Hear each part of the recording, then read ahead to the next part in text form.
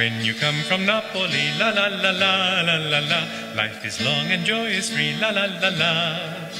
La la la la la la la, la la la la la la, la la la la la la la la la la, la la la la la la la, la la la la la la la la. Can't you hear this music say la la la la la la la? Dance your troubles all away, la la la la. La la la la la la la, la la la la la la, la la la la la la la la la, la la la la la la la, la la la la la la, la la la la la la la la. When you come to Napoli, la la la la la la la, sing this happy song with me, la la la la. La la la la la la la, la la la la la la la, la la la la la la la la la la. La la la la la la la, la la la la la la la, la la la la la la la la la la. La la la la la la la la, la la la la la la la la, la la la la la la la la la la. La la la la la la la la, la la la la la la la la, la la la la la la la la la.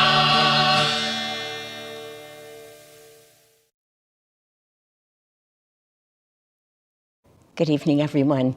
So tonight we're talking, this is an interesting reading tonight. I just realized I left my little book there, so I'm going to grab it.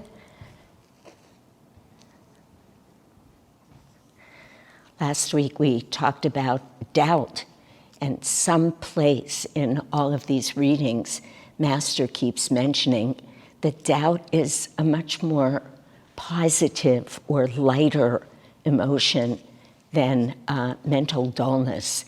It's been very interesting for me reading everywhere I could find in our literature.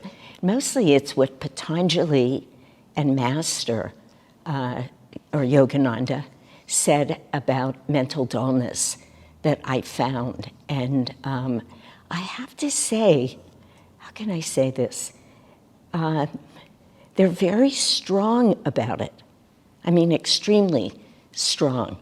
They just say mental dullness is absolutely, in essence, based on ignorance. And when they say ignorance, that means that we are ignorant of our relationship to God. So, and then they say, this is sort of the punchline before the talk, but it did grab me. It's like, boy, there's only one way out of mental dullness, and just how much of an obstacle mental dullness is, and that the only way out is to do whatever we need to do to establish ourselves in relationship to the divine again. That as long as that's not there, some level of dullness exists. And I'm sort of being nice when I say it that way.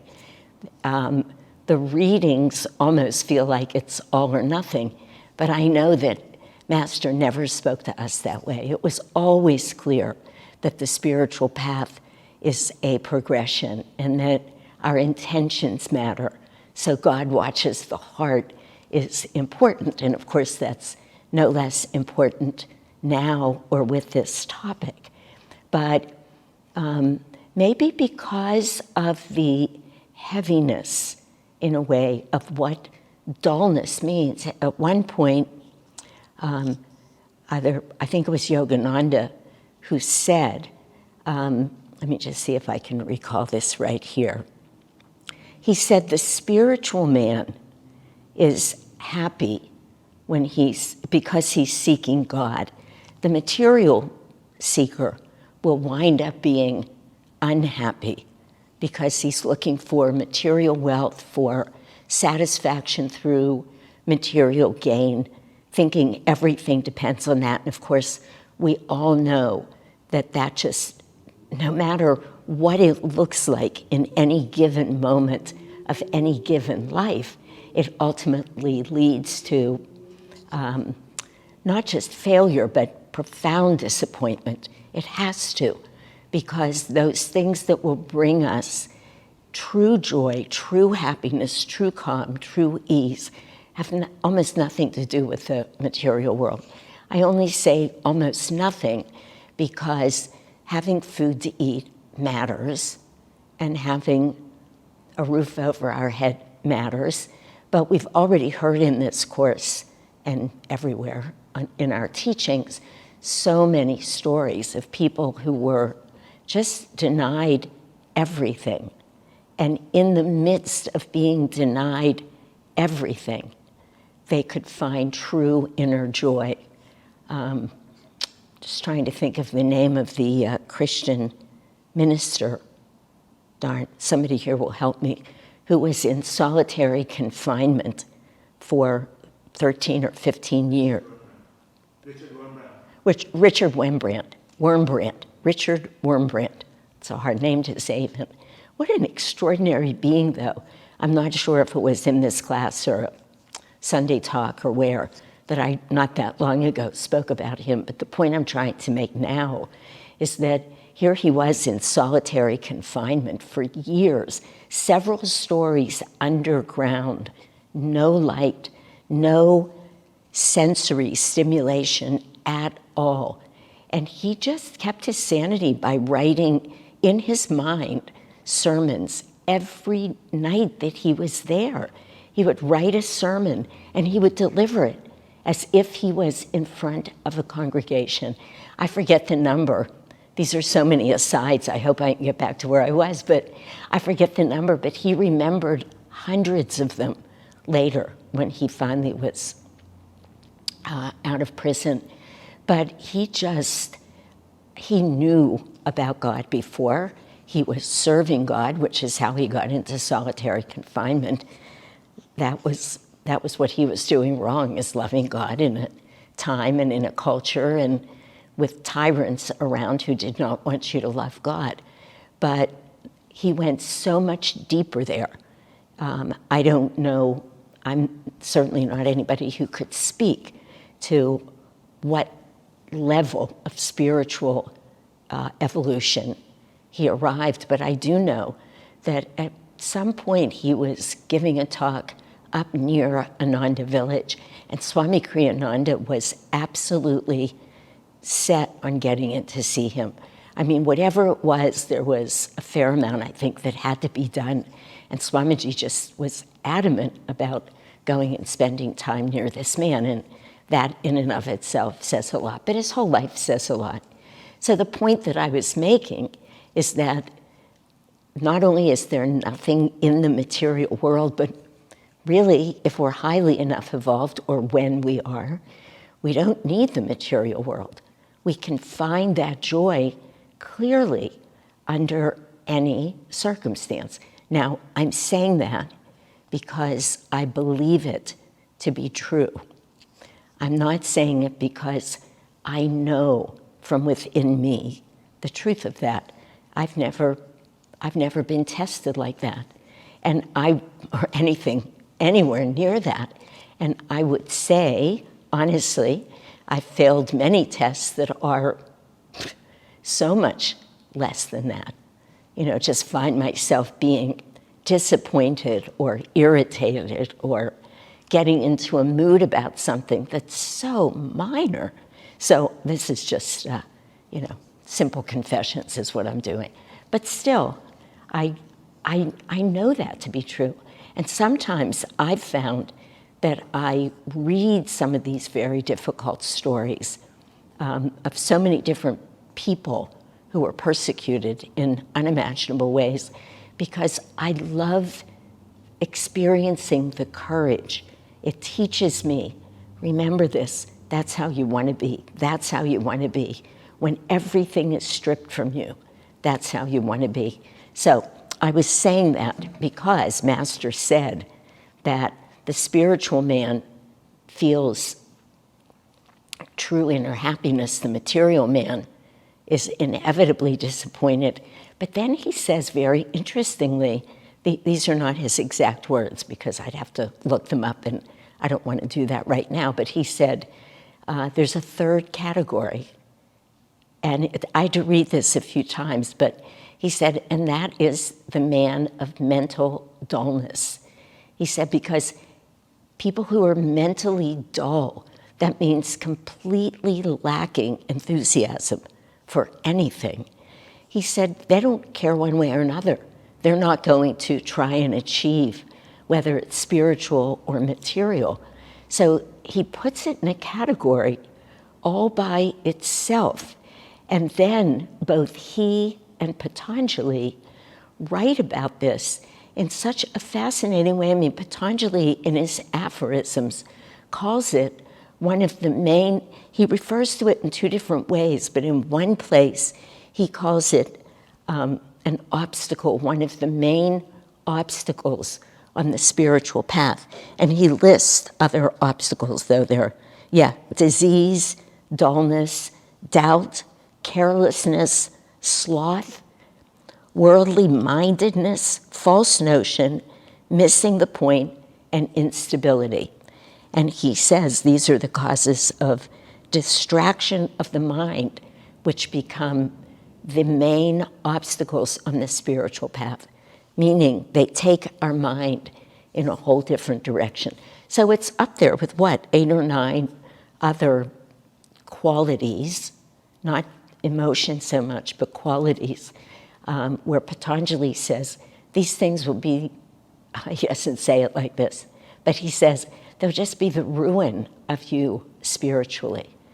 And in another place in his aphorisms, he calls it an impediment to yoga, another very interesting phrase. But he's just saying, in our effort to know God, to come to that place of yoga, of union, of oneness, the whole goal, not just of our path, but of life, of every life, of the whole goal of the human, for every human being, to find that place of yoga, union. And he calls this mental dullness one of the main impediments. Now, let me just start, not start, I guess I already started, but let me go back and read what Swami has written about it, and then we'll talk about it a little bit. The secret of overcoming mental dullness is to train yourself to say yes instantly. Isn't that, I mean, that's only a third of it, but that in and of itself is so meaningful. Train yourself to say yes. And he has yes here bolded in quotes and with an exclamation point. And Swamiji doesn't use exclamation points unconsciously. So it's like, say yes instantly. Whenever your impulse is to grumble or to cry, I'm sorry, let me read this accurately. Whenever your impulse is to grumble or to cry no. So whenever you feel that instinct to just start grumbling about things, to get whatever, I mean, negative about it, moody about it, reactive, petulant, and those would be our words. Swamiji says, say yes right away. And if we even practice this, you see that word yes and the energy, and when you read it and it's bolded and it has quotes and is exclamation point, it's uplifting. It's a total energy changer in a millisecond. It's really remarkable, but if you have this little book or you've printed it online, look at it. And then the rest of the sentence says, say yes instantly when your inclination is to grumble, I love that word, or to cry no. Welcome life in all its variety and challenges.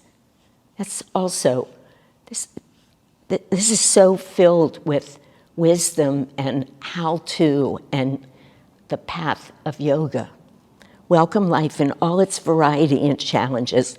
Like the petals of a daisy, keep your heart open to life's experiences. And notice here, he doesn't say, like the petals of a daisy, keep your heart open to life's experiences that are great. You see, it's very fascinating because right now, in Palo Alto, California, where I am, it's spring, and the wildflowers are in bloom, and there are so many daisies everywhere. And just yesterday, I think it was, or maybe it was the day before, but I was taking a walk, and there was a breeze. So all of the petals of all of the little wildflowers, and, oh, this was out at our farm. This was on Friday, a couple days ago, at our farm here, Ananda Valley Farm. So many wildflowers. And we're walking up to the yurt to have a meeting. And I was just saying to whoever was next to me, look at how gorgeous these flowers are. And they're not just gorgeous, but they're in the wind, which is such a beautiful element. So the wind was playing with the petals of the daisy. So I just have such an image and a feel for what that means. Overcome within you the tendency to rejection and withdrawal. He could have made a secret out of any one of these sentences, but I'm going to read it now, just straight through. Very powerful, very directive, very generous in its life-affirming, life direction. This is how you do it way. The secret of overcoming mental dullness is to train yourself to say yes instantly whenever your impulse is to grumble or to cry no. Welcome life in all its variety and challenges. Like the petals of a daisy, keep your heart open to life's experiences. Overcome within you the tendency to rejection and withdrawal. I didn't plan on doing this tonight, but I just want to come back and analyze some more of the words in this reading, because this sentence, welcome life in all of its variety and challenges. If we just read that, he's telling it like it is. Whatever comes, welcome it. Not just welcome it, look at it. Like Master always says, nothing's new here. But this reading is so beautiful. See everything that comes as an opportunity. And when we're talking about mental dullness, we're talking about an opportunity to raise our energy, to grab a hold of something. Not, this is the opposite of lacking enthusiasm. You know, I can't think of anything, well, let me rephrase that.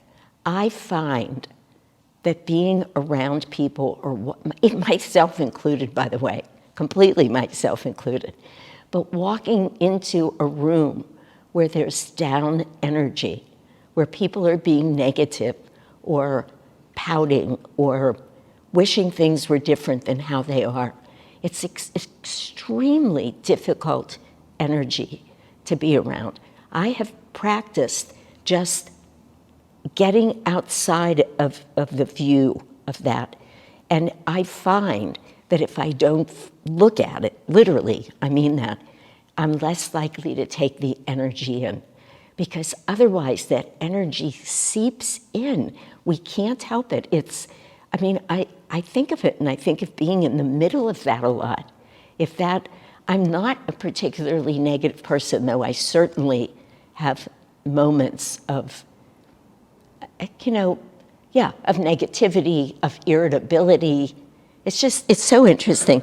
I always share a story with you, a little story, so I will. I'm sure I'll share more. But yesterday, my partner, Barry, was going to go out and check my car. He does it about once every month or two.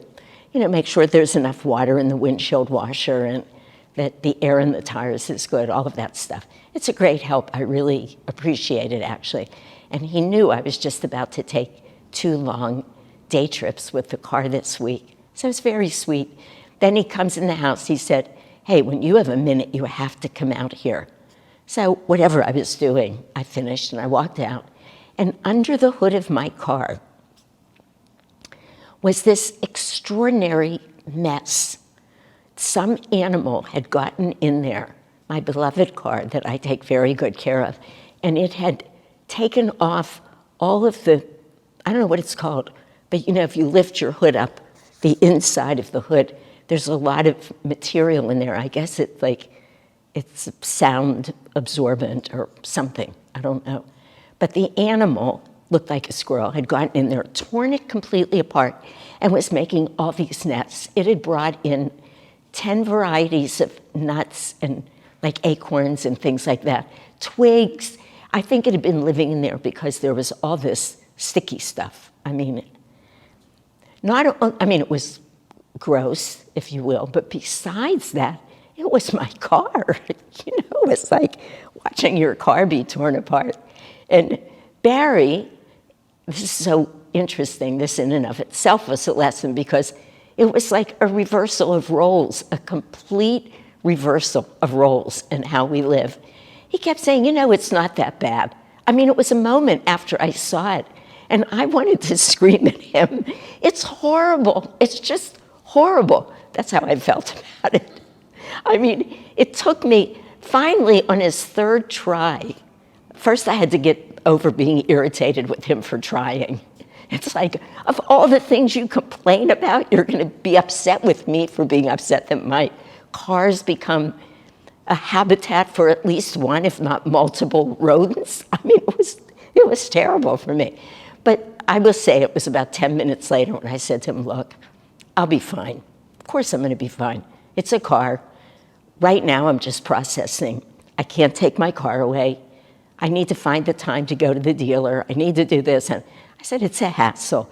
But you know, it was so interesting watching how easy it is. This does not exactly have to do with, that was not an example of dullness. I was not dull.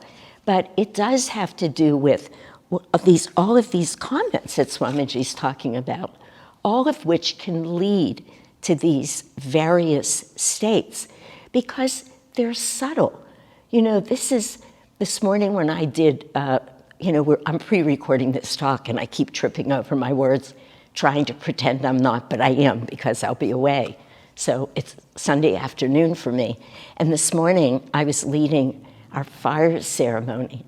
And I said, in reading these words about dullness of the mind and a lack of enthusiasm, I realized how subtle it is, how even in our lives where we're really making an effort, I wouldn't look around at most people I know who are devoted on a spiritual path and call them dull or unenthusiastic. I can't think of anybody in this whole community of people that I know. But I realize that dullness slips in. So we've been doing the fire ceremony every Sunday of our life for decades. We might get a little dull. We might lack a little enthusiasm. And it might have been just the morning when we were going to release that last little vritti, the last bit of energy holding us down, where with one motion of our arms of drawing energy up and throwing that karma into the fire, we would have an experience of freedom if we could be present for it. But if we're the least bit dull, the least bit, the English language can't even say it because it's minuscule compared to that, or lacking enthusiasm, it won't happen. So I'm just going to finish my other story. Within 10 minutes, I was good, and I'm good. I'll take the car in tomorrow, and the car will be fine. But when you think about what it's like finding this balance and how easy it is to be pulled one way or the other, boy, it takes real vigilance. And I'm saying that in the spirit that Master and Patanjali speak about what it means to have something be an obstacle or an impediment. Impediment to yoga means if you're feeling any of this, which is what I was talking about this morning during the fire ceremony, I didn't have this much time to say it, But if you are feeling any little bit of it when your mind wanders, when you wish the fire ceremony would be over, when you forget to, chant the Om Swaha for one of the mantras, yeah, that's an impediment to yoga. It's that kind of dullness. It's that kind of lack that takes us off the path. They're not talking about, do you have to be laying on a couch every night as soon as you get home from work, eating a burger and fries and drinking a beer. They're not talking about, well, I don't even want to cast aspersions. I guess people could be sitting on the couch, eating a burger and fries and drinking a beer and be very high souls. But there's an image in there. You can see it's not about necessarily being in any way overtly slovenly. That's not what they're talking about. They're speaking to us. They're speaking to people who are pursuing yoga, who are on a path towards yoga. And they're saying, watch your mind. And then, a master says, he said, this is an impediment. You get on the path and you're going to bump into these things. He said there's obstacles all along the way. And in here, I found his quote where he says, if it doesn't come right up, I'm not going to take time looking. But he says, be very mindful. This is still the fastest way to God, he says. You have to be on the spiritual path. You have to be living in tune with these teachings, coming to courses like this, hearing these words, studying these words, thinking these thoughts. But he said, you're going to run into obstacles, and watch it, because he says that famous line of his, the road to Hades is filled with good intentions. So, as I said, they're kind of, this is Patanjali and Yogananda, so it really caught my attention. They are tough about it, and they said, obstacles, yes. Easy, no. Necessary, absolutely. This line in this reading, it's like the absolute wisdom of Sister Gyanamata, who was Master's foremost means most highly evolved, I should say, female disciple. I think this was her last life. I'm pretty sure Master said it, that she would be free after this life. But she said many things just in the course of whatever, this quote that I'm about to give you, she lived with a lot of chronic illness, and she was always in pain. It was chronic pain. And the woman was just unendingly giving. And with Master, there was no limit. If Master suddenly had unexpected company, she would sleep in an old hard cot in, I think, the laundry room or a storage room, where most of us would be miserable.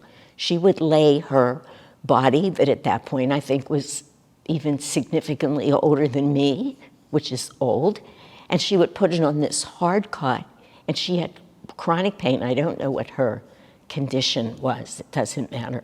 Never a grumble. She never even mentioned anybody where she was sleeping. But she lived with so much pain, so she was having a particularly bad day one day. And the phone in her room or outside of her room rang, and she could tell that the other nun who had picked up the phone was speaking to Yogananda himself. And that other nun was saying, well, sir, she's not really feeling well. And she jumped right up and she said to that nun, say yes. Whatever it is he's asking, say yes. And then she said to her when she came back in the room, whenever Master asks anything, say yes and make it snappy. That from a woman who is in that much pain, but feel the energy in that yes. That was just pure wisdom. It wasn't a thought. She didn't have to wonder about it. She was living this instruction that Swami Kriyananda just gave us, because the only way out of this state of mental dullness is to find our way to God. There is no other way.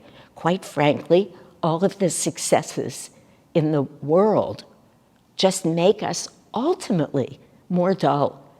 Master says very clearly that one of the main causes of mental dullness is having too many desires.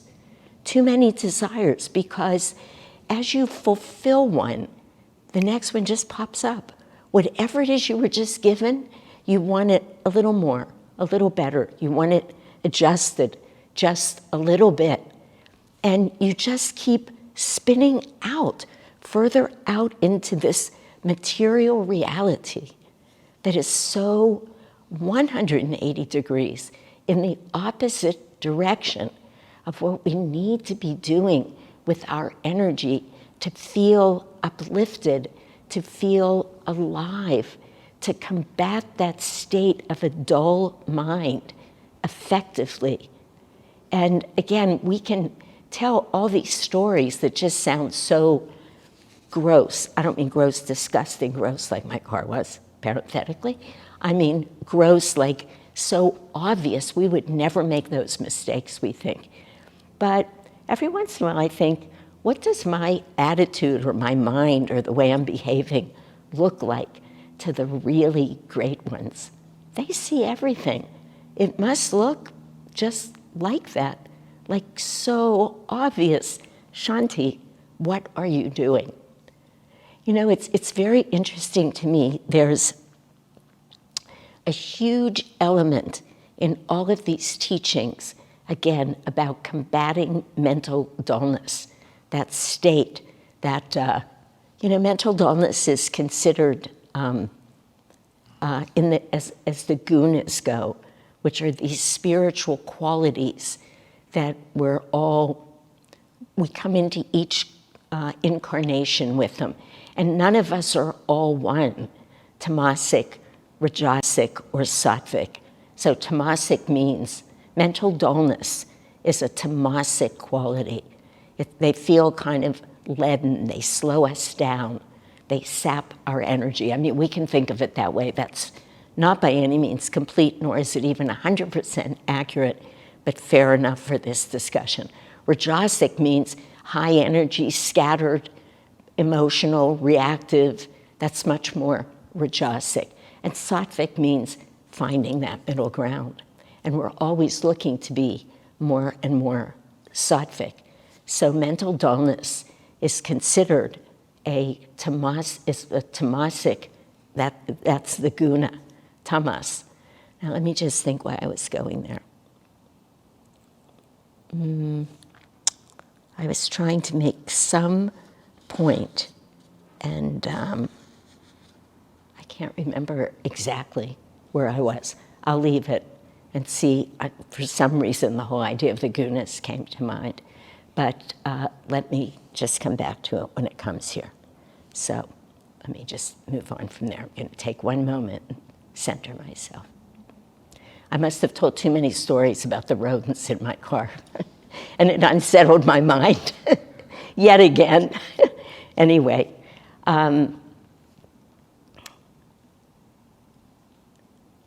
it's funny, there's an idea forming out here, but I can't let it take form right now. And I know where I was going with this, finally, yeah. You know, recently we did this class on the parables of the Old and New Testament. I know some of you have seen it. At some point, both the rabbi, who was a guest speaker for us, and me, we each spoke about the Adam and Eve story. He spoke about it the way Jewish people learn it, Jewish tradition teaches it, which was not far from how we would learn it, though the language was different, and it was at least the little bit he shared, and in all fairness to him, he had about 5 minutes to cover Adam and Eve. It wasn't as, what's the word I want to say? It didn't have as much of the superconscious element in it as we would. nothing he said wouldn't fit into what Master taught, but a lot of what Master taught wouldn't fit into what he was saying, at least then. Probably if we sat down and had an hour-long conversation, it would, because he's a Kabbalist, and I want to make sure I'm being fair to him. And honestly, the teachings are so similar that it would be hard to find differences. But he spoke about the element of free will, as did Sri Yukteswar when he was describing it to Master. And we have to address it here, because with this state of mental dullness, you have to exercise free will to find your way out of it. It really, as is true with all tamasic energy, which is why I went there before, it has a strong pull. It's like being in quicksand. I mean, it is very hard to lift ourselves up out of these states. And when you look at the Adam and Eve story, one of the things he said that really caught my attention when he was describing it, he said, you really have to ask yourself, did Eve actually have free will in the circumstance of being told not to eat the apple? Could she, in fact, was there ever a possibility that she could have resisted that apple? Now, that apple actually means the sexual draw. And the real question is, could that first incarnation of human beings, because that's who Adam and Eve were, was there any way that they could have known, even though God was making them in his exact image, and God wanted them to live in his image, he had manifested them out of his consciousness. And Sri Yukteswar says, in explaining this to Master in the autobiography of a yogi, that they had within them the ability to immaculately create the next generation of beings. They had that ability, but they were so close to an animal incarnation because they were the first humans. They were just animals not that long ago, maybe a year, maybe 10, who knows, when that soul was last in any form, but it was close. So they have this animal instinct that was drawing them to eat the darn apple. And it became impossible for Eve to not feel drawn to do it. And then, of course, she's known as the seductress in many, what do they call it? I can't think of that branch of psychology, but where they tell a lot of stories about male and female energy. I'm sorry, the word's not coming to me. It doesn't matter. But she, as is very often the case, the woman's the seductress. But did Adam have a choice? I mean, they were being shown the opportunity to engage sexually. Could they? Was it even possible for them to resist? Now, I'm saying this because, obviously, if you're looking at a highly evolved, never mind free, as Yogananda was, Patanjali, being, sex is certainly one of the impediments to yoga, the whole sexual draw. And Master says this, that the three biggest temptations that will keep you away from spiritual freedom, sex, money, and alcohol. I mean, he says it. And yet, he also says sex is the hardest thing for human beings. It's the strongest draw. Now, I'm saying it right now because the only way out of this state of mental dullness is to exercise all of the free will that we've been given as human beings. We are not the first human beings ever to walk the face of this earth. We're not Adam and Eve. Most of us are not as close to our last incarnation, probably wasn't in animal form. Probably. I don't know. I'm not sure about dolphins and dogs and a few other animals. But I would say for those of us who are here, so we have this ability, but it is hard. This is what Master said, very hard, obstacle on the path. But he says, still, the fastest and best way to spiritual freedom. And that's what all of this book, all of these classes, it's what everything's about. How can we apply spiritual principles to free ourselves from these various states or feelings or whatever we happen to be speaking about that week? So while I want to give a nod to, it's about free will. You cannot discuss freeing ourselves from this state without talking about free will. I want to say it's hard. It gets very easy to want to slide into a state of mental dullness. Again, remembering that I'm not talking about it in its extreme, though there are times where I think, I'd like to just lay in bed for 3 days. I'd like to have no obligations, nothing pulling me. I'm tired. I want to lay here and read novels all day. I mean, there's been certain moments where I've said to myself, now I'm saying it to the whole world, I don't even want to get up to meditate. I want to lay in this bed for 3 days. Well, I have to be honest, I've never done that, but I can feel that pull. It doesn't feel horribly unpleasant. Maybe after my 3rd movie, I'd get a little bored, or maybe I'd start getting bed sores. I mean, who knows? But we go there. This is what I'm saying. Even those of us who are so committed, we go there. So the energy that it takes, when Swamiji says, say yes immediately. The minute you begin to grumble, turn it around. Otherwise, it has you. But one thing is true, whenever we look for the light, whenever we look for that opening, that possibility to move towards the light, it is there. God wants us to be there. And the minute we make that effort, we know this, we talk about it a lot, right? But it's very clear. The instant we want it, a door opens. There's light. We're just not looking at the door. So we think there isn't a door. Then we study something like this, and we remind ourselves, of course, I can always get out of this state. And then we think of all of the usual things to do. I say usual, it's hardly a word we'd want to use. But finding that way, chanting, satsang, kirtans, but certainly meditation. And I've said it many times, pronaming in front of your altar, demanding God's help when you find yourself in any little bit of darkness.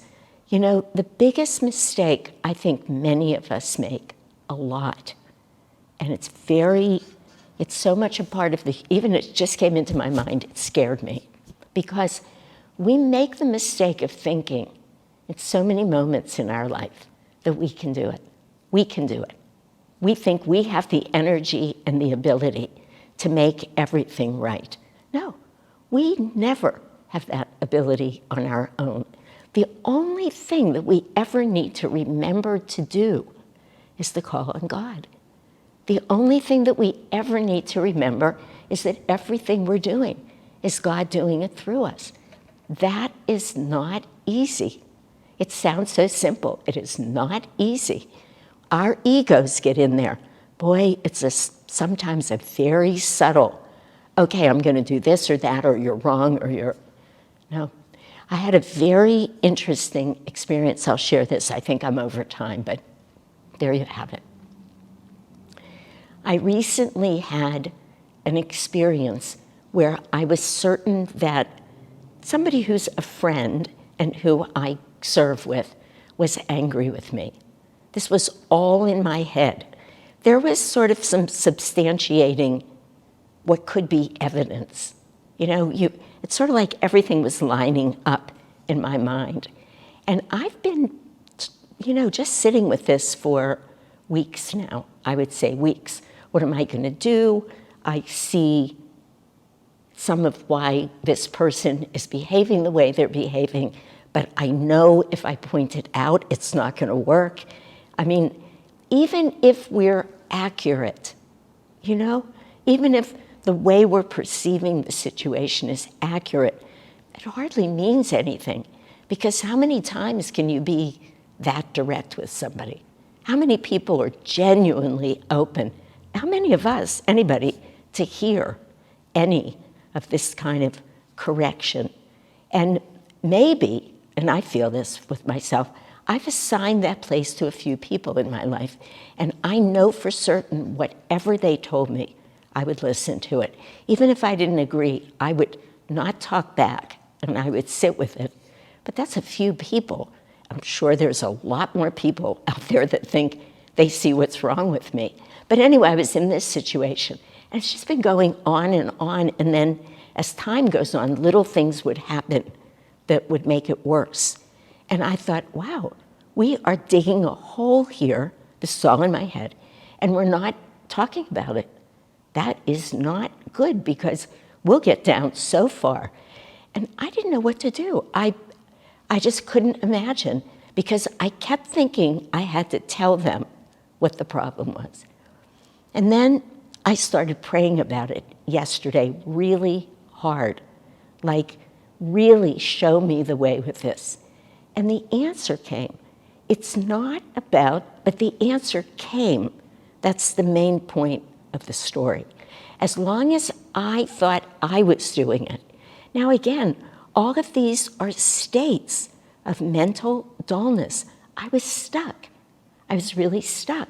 What am I going to do? How am I going to get out of it? I'm around this person. I got to tell them, you know, you're really off and your ego's in the way and whatever. I know it could sound absurd, but again, pretty sure it's an accurate description of the situation, but who cares? Yesterday, I finally said, I'm putting this in your hands where it's always belonged, where it always should have been. Take it out of my mind. Tell me what to do. I am telling you, within a minute, the answer came to me. You don't have to talk about what's wrong. Not at all. You need to get together with this person, but it's always a good idea, and say, what's the solution here? How can we're two pretty high yogis here. So how are we going to be solution-oriented together? And nothing's happened. But because I almost sort of don't feel there's a problem anymore. I mean, that's a lot of what happens.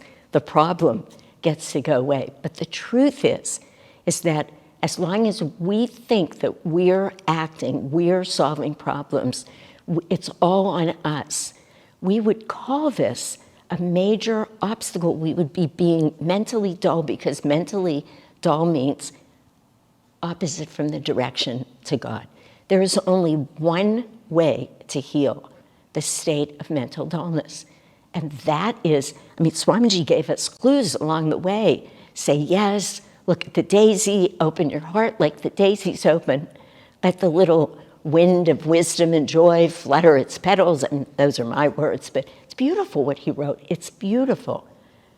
But in all of this writing and all of the reading, the answer is there's only one way, one cure for mental dullness, and that is the ecstasy that is found only in meditation, nowhere else. Everything else takes us in the wrong direction, and we stay dull, and if we're not careful, we become more and more and more dulled, because what that dullness is forgetfulness. It is really that lack of remembering our true nature, our true divinity, our true not just love of God, but oneness with God. Anything less than that is a state of dullness to the divine, and it just gets worse and worse. So read this little book, this little secret today. Listen to what Swamiji says. Open your heart, overcome within you the tendency to rejection and withdrawal. I mean, I think this page in this little book, this is day number 18 that we're on. Honestly, if we could live that page, we'd be free. God bless you all.